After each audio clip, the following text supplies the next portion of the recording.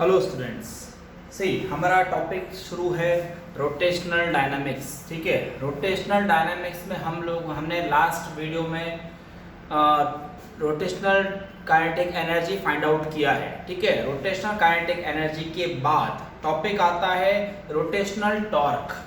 ठीक है, टॉर्क के बारे में सबको पता है। टॉर्क होता है क्या? टॉर्क प्रोड्यूस करता है हमेशा रोटेशनल मोशन। टॉर्क क्या प्रोड्यूस करता है? रोटेशनल मोशन प्रोड्यूस करता है। मतलब अगर हमें किसी बॉडी को रोटेट करना, जैसे फैन है, फैन के ब्लेड को आपको परपेंडिकुलर फोर्स लगाना पड़ेगा तो वो मोशन में आएगा रोटेशनल। ठीक है, लेकिन अगर मैं ब्लेड्स को पकड़ के प्रेस करूंगा तो वो रोटेशनल मोशन परफॉर्म नहीं करेगा। You have to apply perpendicular force to the blade so it will perform which motion? Rotational motion. ठीक है, तो अब हम टॉपिक स्टार्ट कर रहे हैं what? Torque, rotational torque. See next topic is rotational torque acting on body. Rotational torque acting on a body हमने consider किया था irregular shape body.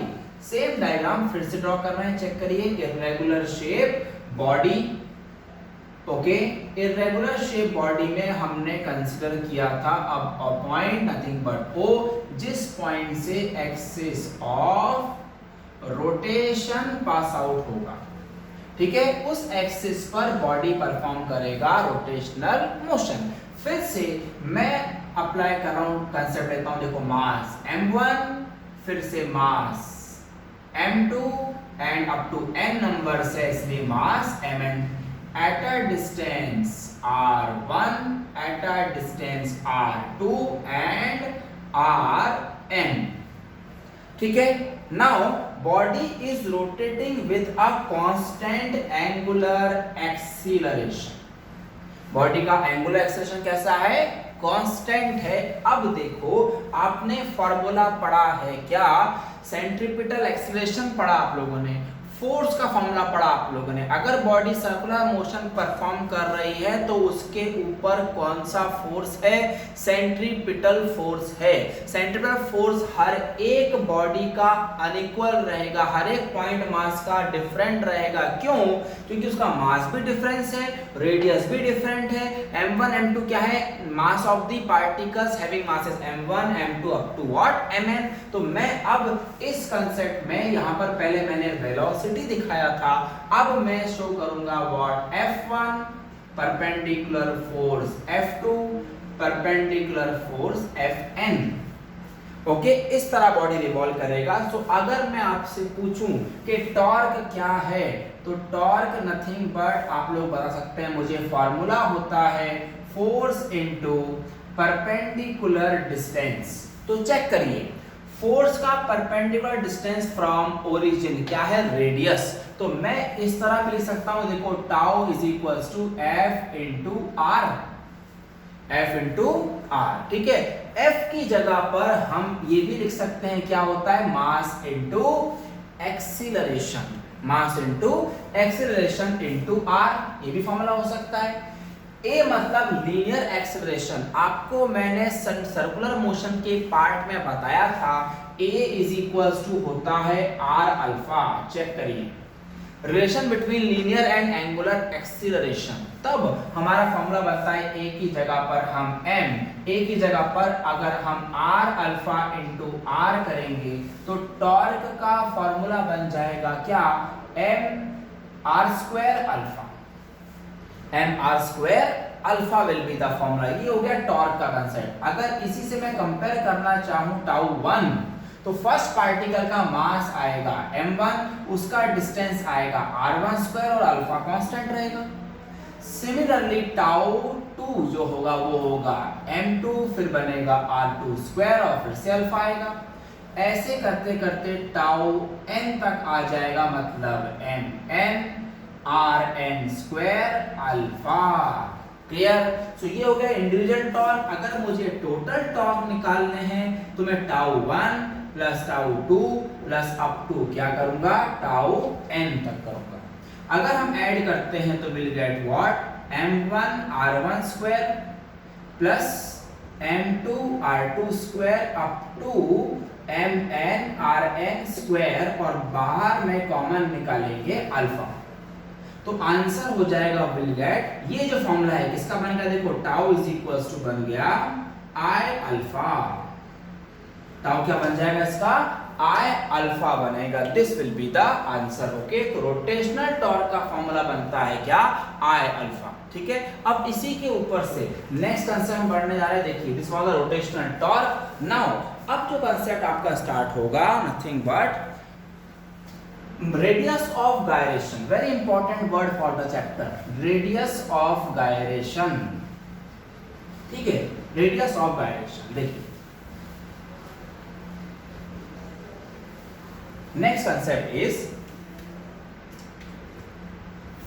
Radius of gyration, symbol होता है K। Now what is radius of gyration, radius समझ में आ गया है, gyration मतलब क्या, जैसे मैं बोलता हूं कि देखो मेरे पास एक रॉड है, रॉड का सेंटर ऑफ मास है, सेंटर ऑफ मास का सबको पता होगा, वो पॉइंट जिस पर बॉडी बैलेंस करता है, जैसे ये पेन का सेंटर ऑफ मास ये सेंटर रहेगा। ठीक है, ये सेंटर ऑफ मास रहेगा, बैलेंस नहीं होगा, अगर मैं इसको सेंटर से पकड़ता हूं तो ये बैलेंस रहेगा, बराबर है। हैंग अगर मैं करवाता हूं सेंटर से तो ये इस पॉइंट पर बैलेंस रहेगा, वो बैलेंसिंग पॉइंट मतलब सेंटर ऑफ मास। उस सेंटर ऑफ मास पर बॉडी का टोटल मास कॉन्सेंट्रेट होता है, total mass capital M not small m। ठीक है, अब देखिए मैं बोल रहा हूं कि एक पॉइंट है रॉड के ऊपर, एक एंड पर कहीं तो भी पॉइंट है, उस पॉइंट से मैं पास आउट कर देता हूं इसकी एक्सिस, क्या पास कर दिया मैंने, एक्सिस, और अब ये एक्सिस पर ये रॉड रोटेट होगा। ठीक है, तो अगर मैं एक्सिस को नाम देता हूं, पॉइंट को देता हूं नथिंग बट O पॉइंट से मैं M को ज्वाइन कर देता हूं। अगर ये रॉड इस एक्सिस पर रोटेट होगा तो चेक करिए, ये जो सेंटर ऑफ मास है ये कवर बनाएगा एक क्या, हॉरिजॉन्टल सर्कल।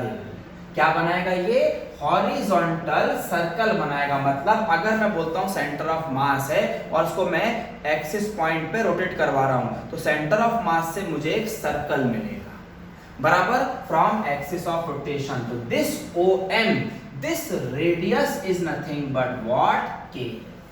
इसे बोलते हैं K, मतलब सेंटर ऑफ मास जब एक्सिस ऑफ रोटेशन से जो रेडियस बना रहा है, that radius is called as what, radius of gyration.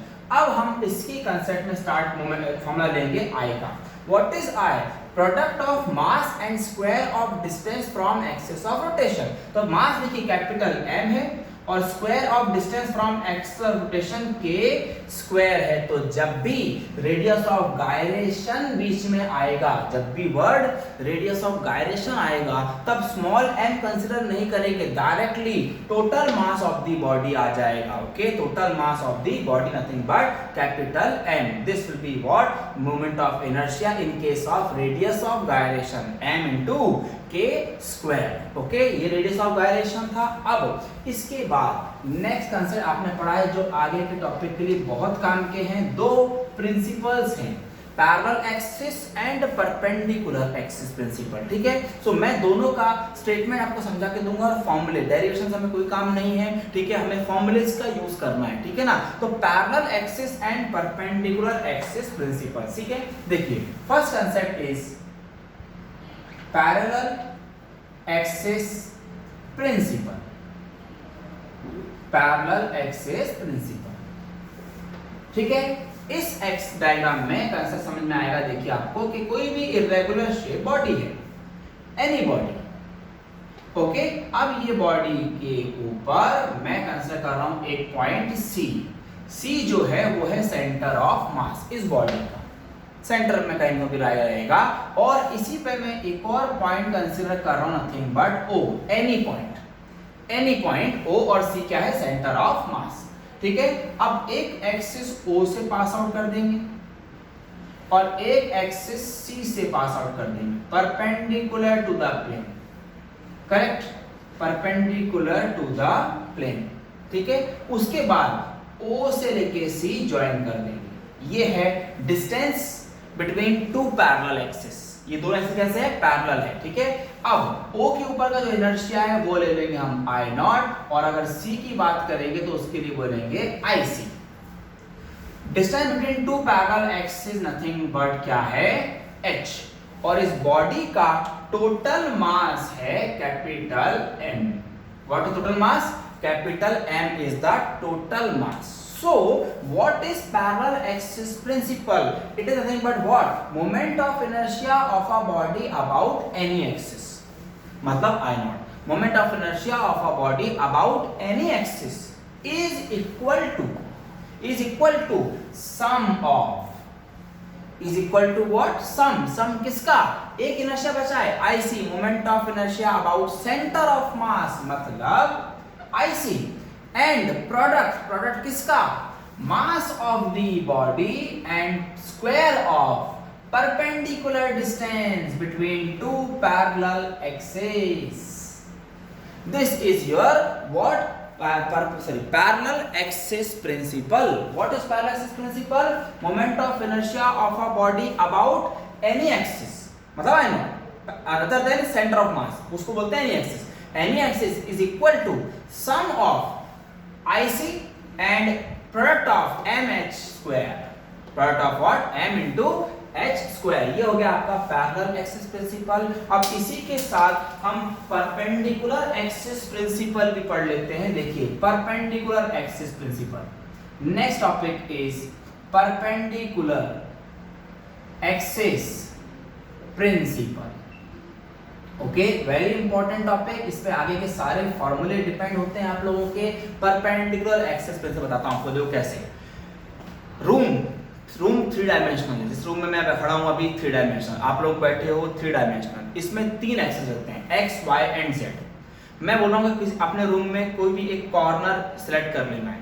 Corner select कर लिया तो वहां से 3 एडजेस पास हो रहे हैं। एक को मैं x कंसीडर करूंगा, एक को मैं y, और वर्टिकल को मैं z कंसीडर कर रहा हूं। मतलब जो परपेंडिकुलर एक्सिस है उसे मैं z कंसीडर कर रहा हूं। अब बताओ इसमें से 2 एक्सिस हैं, कौन कौन से? x और y। x y plane surface पे जिस पे मैं खड़ा हूं उस पे लाई कर रहे हैं, और एक एक्सिस जो बचा z वो प्लेन को परपेंडिकुलर है, नथिंग बट z एक्सिस। आगे समझ में क्या बोला मैंने? z axis perpendicular to plane है और 2 एक्सिस जो है x and y lying in the plane है, ठीक है। So in this case what we will do, देखो डायग्राम समझाता हूं सी। इसका कंसेप्ट ऐसा रहेगा, a irregular shape body again, an irregular shape body, okay है ना। अब इस पे एक पॉइंट कंसीडर करते हैं, एनी पॉइंट। उस पॉइंट से मैं 3 एक्सिस ड्रॉ करूंगा, एक x एक्सिस, एक y एक्सिस और एक perpendicular z axis. x y z, चलो x ये z होगा और ये y ले लेते हैं, ठीक है, पॉइंट O पर। अब ये x y z तीनों भी एक्सिस एक दूसरे को तो परपेंडिकुलर है, लेकिन इनमें से 2 एक्सिस जो है x y इस प्लेन सरफेस पे लाई कर रहे हैं, और एक एक्सिस जो है z वो परपेंडिकुलर टू द प्लेन है। तो जो axis perpendicular to the plane है इसका इनर्शिया लेंगे हम iz, x के ऊपर इनर्शिया लेंगे ix और y के ऊपर इनर्शिया लेंगे iy। तो फॉर्मूला ऐसा बनेगा, iz इज इक्वल टू जो एक्सिस परपेंडिकुलर है उसका moment of inertia is equal to sum of 2, simple formula है, will get ix plus iy. This will be the answer. ix plus iy. समझा concept boys and girls? ठीक है, this is the perpendicular axis principle and this is your parallel axis principle. Parallel axis में 2 ही axis काम करते हैं, लेकिन perpendicular में 3 axis का होना जरूरी है। 3 एक्सिस के बिना परपेंडिकुलर एक्सिस प्रिंसिपल नहीं लग सकता, ओके। अब हम एप्लीकेशंस करने वाले हैं, ठीक है, ध्यान से सुने। एप्लीकेशंस, ये दोनों भी स्टेटमेंट, दोनों फॉर्मूले आपको पूरे एप्लीकेशंस में यूज होंगे, ठीक है। देखिए नाउ हेडिंग है applications, okay, applications of moment of inertia. Applications of moment of inertia actual में 5 एप्लीकेशंस हैं। 5 एप्लीकेशंस के में रॉड आएगा, रिंग आएगा, डिस्क आएगा, सिलेंडर आएगा और स्पीयर आएगा। 5 फॉर्मूलेशन, 5 के जो नाम मैंने लिए इन सबके सिर्फ आईसी आपको याद रखना है। क्या याद रखना है? आईसी। अब देखो कैसे। सी सबसे पहला एप्लीकेशन आएगा इसमें रॉड। ओके, रॉड में आपने डायग्राम समझ लेता हूं मैं पैटर्न। सबसे पहले रॉड है, ठीक है, रॉड का सेंटर है, सेंटर से जो एक्सिस जाएगा उसके ऊपर का जो इनर्शिया रहेगा वो रहेगा IC. C is the centre. Total mass of this sphere sorry rod is nothing but m। कितना मास है? m। सेंटर से लेके एंड तक डिस्टेंस l/2, सेंटर से लेके एंड तक डिस्टेंस अगेन l/2 सेंटर है, ठीक है। तो what will be the formula for IC? First concept होता है नथिंग बट आईसी। आईसी सबका आपको याद रखना है। IC will be is equals to what? Formula very simple, IC is equals to m l²/12। This will be the answer, m into l²/12। सबका IC याद रखना पड़ेगा। अगर मैं सेकंड केस में बोलता हूं बी ऑप्शन में, ठीक है, बी ऑप्शन में ये बोलता हूं कि डायग्राम इस तरह है, चेक करना। इसमें आपने सोचना है कि पैरेलल रहेगा कि परपेंडिकुलर रहेगा। देखिए ये तो हमारे पास पहले से आ चुका है। अब आईसी आपको याद रखना है, आईसी का कोई सॉल्विंग नहीं है। सेंटर सी, अब मैं बोलता हूं कि एक एक्सिस है जो यहां से पास आउट हो रहा है, मतलब एक एंड से, ये एक एंड पर मुझे निकालना है इनर्शिया। तो ये अदर एक्सिस हो गया, अदर देन सेंटर हो गया, तो इसके लिए मैं इनर्शिया ले लूंगा I0, जो पॉइंट O से पास आउट हो रहा है एक एंड से, रॉड के एक एंड से। इन दोनों के बीच में डिस्टेंस देखो ऊपर दिखाया हुआ ऑलरेडी l/2 है, ये भी क्या है? l/2 है। इस केस में पैरेलल एक्सिस प्रिंसिपल या perpendicular axis principle? Definitely parallel axis principle, क्योंकि टू एक्सिस आर पैरेलल, ठीक है। And the total mass of this rod is nothing but कितना? m कंसीडर किया है मैंने। यहां पर दोनों के बीच का डिस्टेंस कितना है? l/2 है। तो हम लगाएंगे parallel axis principle. Okay, so parallel axis principle formula बोलता है I0 is equals to IC plus mh²।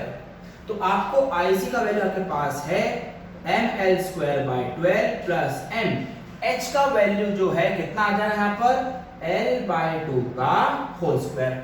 So in this case आपको सॉल्व करना पड़ेगा I0 is equals to ml²/12 plus ml²/4। Check करिए, l/2 का होल स्क्वायर। उसके बाद LCM निकाल लेते हैं हम इसका, कितना? 12। Answer will be ml² plus 3ml², जिसका आंसर आएगा 4ml²/12, मतलब ml²/3। 3 will be the answer. Check करिए, मतलब मोमेंट ऑफ इनर्शिया I0 कितना आएगा? ml²/3। एग्जाम में ऐसा ही दे सकता है। देखो आपको बोलेगा इसके क्वार्टर से पास हो रही है, क्वार्टर से अगर पास हो गया, सपोज यहां से एक्सिस पास हो गया, तो आप क्या ले लोगे? इसका डिस्टेंस l/4 ले लोगे। क्वार्टर है, आधे का भी आधा, उस हिसाब से फॉर्मूले आप मॉडिफाई कर सकते हैं, ठीक है। सो पैरेलल और परपेंडिकुलर एक्सिस प्रिंसिपल ही मेन है। This is the first application thing but rod, ठीक है। Now we are going to make second application, जो है रिंग। रिंग अंदर से से बाउंड्री रहती है, सर्कमफ्रेंस पर हॉलो रहता है, बीच में खाली स्पेस। Okay, same concept. देखिए second application is nothing but ring. Ring में एक्चुअल में 4 फॉर्मूलेज हैं आपके, ठीक है। पैरेलल और परपेंडिकुलर ही हम यूज करेंगे। So first next concept is nothing but, second application is nothing but ring, ठीक है। रिंग का ए ऑप्शन, रिंग का ए ऑप्शन आपको पढ़ना है सबसे पहले आईसी। तो आईसी के लिए मैं डायग्राम ड्रॉ करता हूं। देखो रिंग,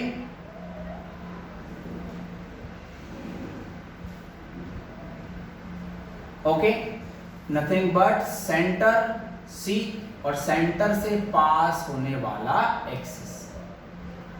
ओके, इसे हम बोलेंगे क्या? आई सी। रेडियस इसका हम कैपिटल R लेंगे, टोटल मास इसका कितना लेंगे? m, total m। तो अकॉर्डिंग टू दिस IC का फॉर्मूला याद रखिए, very simple formula mr²। IC formula कितना होता है? mr², m into r², that's it. ये IC हो गया। अब हम ड्रॉ कर रहे हैं second option. Second option find करना है moment of inertia about tangent. देखना, टेंजेंट परपेंडिकुलर टू प्लेन, क्या बोलना है, परपेंडिकुलर टू द प्लेन। उसके लिए डायग्राम कैसा बनेगा देखिए, फिर आप बताना कि पैरेलल लगना चाहिए या परपेंडिकुलर लगना चाहिए। ओके, ये हमारा सेंटर है, ठीक है, यहां से ऑलरेडी जा रही है, मैंने उसका आंसर लिख लिया है जो है mr², ठीक है, ये उसका रेडियस हो गया। और ये जो टेंजेंट जा रही है, this tangent is perpendicular to the plane, बराबर। तो इस पॉइंट को मैं मार्क कर दूंगा O। इसका इनर्शिया IC ही रहेगा, इस पे जो इनर्शिया लेंगे I0 लेंगे। मास कितना बोला मैंने इसका, m बोला है। पैरेलल या perpendicular axis principle, definitely parallel axis principle, तो फॉर्मूला लगेगा क्या, I0 is equals to IC plus mx²। IC का वैल्यू है हमारे पास कितना, mr² प्लस m, h का वैल्यू देखो, दोनों एक्सिस के बीच का डिस्टेंस कितना है, r का स्क्वायर। तो फॉर्मूला क्या बन जाएगा, 2mr²। This will be the formula for what, a tangent which is perpendicular to the plane, which is perpendicular to the plane. ये कांसेप्ट हो गया। अब नेक्स्ट कांसेप्ट ड्रॉ करते हैं, देखिए सी। इसके बाद आपको फाइंड करना है set B, C option. C option में फाइंड करना है moment of inertia about diameter. About what, diameter पहले फाइंड आउट करेंगे। सी डायग्राम कैसा रहेगा, लिसन, फिर से आप ड्रॉ कर रहे हैं रिंग, ठीक है, रिंग ड्रॉ कर लिया, ओके, हाँ। उसके बाद ये हो गया इसका सेंटर, तो सेंटर से एक्सिस जा रहा है डेफिनेटली IC। ये तो हमारे पास ऑलरेडी है IC सेंटर से। अब देखो ये जो मैंने ड्रॉ किया, ये है इसका डायमीटर, बराबर, ये हो गया डायमीटर। तो अब बताओ, डायग्राम में देख के सोचेंगे आप कि IC और डायमीटर कैसा होगा, परपेंडिकुलर होंगे एक दूसरे को। यहाँ पर पैरेलल नहीं लग सकता, पैरेलल नहीं लग रहा है मतलब परपेंडिकुलर एक्सिस प्रिंसिपल लगेगा, लेकिन परपेंडिकुलर एक्सिस प्रिंसिपल के लिए मेरे पास 3 एक्सिस होने चाहिए। यहाँ पर तो 2 ही दिख रहे हैं, तो मैं एक और बनाऊंगा। कैसे, मैं थर्ड एक्सिस और बनाऊंगा लाइक दिस। अब ये है मेरा x, ये है मेरा y एक्सिस। अब देखो x और y एक्सिस, 2 एक्सिस रिंग के प्लेन में लाई कर रहे हैं, और सेंटर से जा रहा है वो है IC। IC ने किसकी जगह ले ली है, एक्चुअल में IC ने IZ की जगह ले ली है, बराबर, क्योंकि Z axis is perpendicular to the plane, सही है। नाउ IZ और ये रहेगा हमारा IC। तो आंसर कैसे आएगा, देखिए इस कांसेप्ट में आप क्या करने वाले हैं, परपेंडिकुलर एक्सिस प्रिंसिपल लगाएंगे। अब मैं इनर्शिया दिखा देता हूं, जो इनर्शिया x एक्सिस पे है वो है Ix, और जो इनर्शिया y एक्सिस पे है वो है Iy। लेकिन एक बार बताओ, अगर एक रिंग है तो उसके डायमीटर अलग अलग होंगे क्या, बिल्कुल नहीं होंगे, डायमीटर सेम ही है। तो डायमीटर जब इक्वल है तो मोमेंट ऑफ इनर्शिया भी तो इक्वल रहेगा। इसीलिए मैं बोल सकता हूं क्या कि Ix is equals to Iy, Ix equals to Iy, क्योंकि दोनों भी क्या है, डायमीटर है। तो मैं इसको ऐसा भी लिख सकता हूं, नथिंग बट ID मतलब moment of inertia about diameter, ठीक है। अब हम यहाँ पर परपेंडिकुलर एक्सिस प्रिंसिपल लगाएंगे, ठीक है। परपेंडिकुलर एक्सिस प्रिंसिपल फॉर्मूला बनता है क्या, IZ is equals to IX plus IY। अब अकॉर्डिंग टू डायग्राम में देख लो, Z एक्सिस जगह C लिया हुआ है, इसलिए मैं लिख दूंगा यहाँ पर IC, और IX IY दोनों इक्वल है, तो मैं लिख दूंगा क्या, IX प्लस IX। IC का वैल्यू है हमारे पास कितना, mr²। So mr² is equals to 2 times of Ix। तो यहां से Ix का वैल्यू क्या हो जाएगा, mr² बाय 2। तो Ix नथिंग बट क्या बन गया हमारा ID का वैल्यू कितना आ गया, mr² by 2। This will be the answer of moment of inertia about any diameter, ठीक है। ये हो गया मोमेंट ऑफ इनर्शिया डायमीटर। अब लास्ट बच गया हमारा D option, moment of inertia about tangent. देखो टेंजेंट कैसा है, लेकिन पैरेलल टू प्लेन। क्या बोला गया है? Parallel to plane. इसका मीन देखो, ये टेंजेंट परपेंडिकुलर टू प्लेन है, ये टेंजेंट पैरेलल टू प्लेन। इसका डायग्राम कैसे ड्रॉ करेंगे? See we will use again a ring. Okay, फिर से आप रिंग कंसीडर करोगे और टेंजेंट जो पैरेलल टू प्लेन है वो इस तरह पास आउट हो जाएगा। आया समझ में? This tangent will be parallel to the plane. Plane को पैरेलल टच होके निकल रहा है, ठीक है। इस टेंजेंट को ऑब्टेन करने के लिए मुझे डायमीटर का यूज करना पड़ेगा, क्योंकि डायमीटर और ये टेंजेंट पैरेलल हो जाएंगे एक दूसरे को। चेक करिए, अब ये डेफिनेटली सी से पास हो रहा है। एक्चुअल में ये क्या था? हमारा ID था, ये तो हो जाएगा I0, पॉइंट O से पास करा देंगे इसे। ID है वही क्या है अभी यहाँ पे बताओ? IC है। क्यों? क्योंकि IC ही सेंटर से पास हो रहा है। ID और IC एक ही है यहाँ पर। तो अब हम पैरेलल एक्सिस प्रिंसिपल लगाएंगे। Moment of inertia about any axis is equals to IC plus mh square. I0 is equals to IC का वैल्यू है हमारे पास कितना? mr square by 2। चेक करो, IC मतलब हमारा ID कितना है? mr square by 2 plus mh का वैल्यू कितना है यहाँ पर? फिर से r, उसका स्क्वायर आ गया। सॉल्विंग जब आप करोगे तो I0 का वैल्यू मिलेगा कितना? 3/2 mr square, 3/2 mr square. This will be the answer for what? Moment of inertia about tangent parallel to the plane, boys and girls. Okay, clear है यहाँ तक? Everybody clear है ना? So in this concept हमें topic pattern समझना है, ठीक है। So हमें tangent parallel to the plane consider करना था। अब ये जो चार फॉर्मूले थे ये हैं रिंग के। अब इसी तरह चार फॉर्मूले आएंगे डिस्क के, ठीक है। अब डिस्क ऑब्टेन करते हैं। देखिए फर्स्ट कंसेप्ट है now moment of inertia of disc. Third topic is nothing but disc. Disc में सिर्फ डायग्राम थोड़ा सा चेंज हो जाएगा। देखिए डिस्क एक सॉलिड बॉडी है। डिस्क कैसी है? सॉलिड बॉडी है। लेकिन सॉलिड बॉडी कैसी? देख लो, प्लेट के फॉर्म में, है ना। This will be the disc. Okay, अब डिस्क है, उसका सेंटर फिर से मैं C लूंगा, नथिंग बट C। उसके ऊपर से एक्सिस जो पास होगा that will be your IC। Now radius R and total mass फिर से मैं M कंसीडर करूंगा। इसका इनर्शिया जो है IC का फॉर्मूला आपको बताऊं, IC का फॉर्मूला होता है mr स्क्वायर अपॉन 2 हो जाएगा। That's it. mr square upon 2 will be the formula for disc, ठीक है। अब इसमें भी same concept, moment of inertia of tangent perpendicular to plane. Diagram इसी तरह बनेगा। देखिए सी, मैं डायग्राम थोड़ा सा मॉडिफाई कर दूं। हमने रिंग बनाया था पहले, अब मैं डिस्क बनाऊंगा like this. Okay, this is a disc और ये जो टेंजेंट है ये परपेंडिकुलर टू द प्लेन, ये इस तरह पास आउट हो रही है। ओके, इसके ऊपर का इनर्शिया I0 लेंगे, पॉइंट O लेंगे, ठीक है। सब कुछ सेम रहेगा। I0 is equal to IC plus MS square. लेकिन यहाँ पे IC चेंज है। We will get what? mr square by 2 plus mr square. क्यों? देख लो दोनों के बीच का परपेंडिकुलर डिस्टेंस कितना है? r, ठीक है। तो we will get final answer nothing but 3/2 mr square. This will be the moment of inertia of a tangent perpendicular to the plane, ठीक है। अब next concept moment of inertia about diameter, वो भी same है।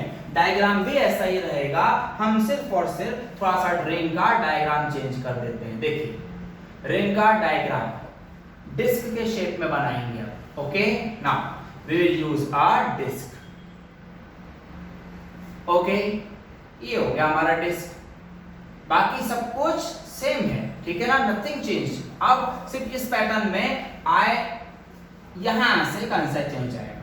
IC मतलब हमारा अभी कितना बन जाएगा? बताइए कितना आएगा? सब कुछ सेम है। देखो डिस्क 3 एक्सिस ही ड्रॉ करने पड़ेंगे फिर से। नाउ IC का वैल्यू आ जाएगा mr²/2, तो 2 जब नीचे आएगा तब बनेगा Ix is equals to mr²/4, mr²/4. This is the moment of inertia about any diameter, मतलब d.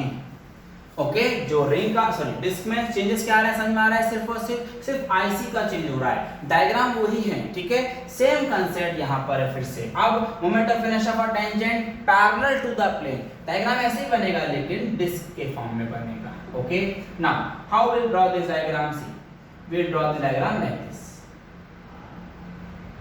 Okay, this will be the disk. Okay, now अब बता दीजिए फिर से ID आ गया, ID का कंसेप्ट यहां से चेंज हो रहा है बस. तो ID के लिए मैं क्या लिखूं, ID का फॉर्मूला मैंने अभी अप्लाइ किया, कितना है mr²/4 प्लस m, h की जगह पर r², तो answer will be 5/4 mr². This will be your I0, tangent parallel to the plane. Correct है boys and girls, everybody? ठीक है, तो this was about your moment of inertia of the what ring, okay, and disk.